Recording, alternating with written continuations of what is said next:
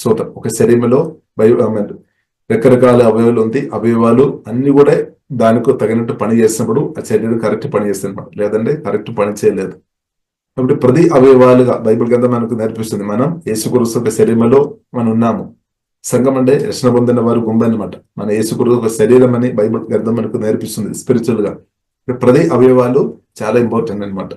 ప్రతి అవయవాలు ఎలాగే పరిశుద్ధాత్మతో కలిసి బ్రతకడం నేర్చుకోవాలన్నమాట. ఇప్పుడు ఏమవుతుంది? దేవుని రాజ్యం ఇంకరిస్తావు. దేవుని రాజ్యం ఇంకరిస్తావుతున్నా కొలది సమాధానంగా పడుకోవచ్చు, సమాధానంగా తిరగవచ్చు. లేదు అంటే స్తోత్రం. హల్లెలూయా.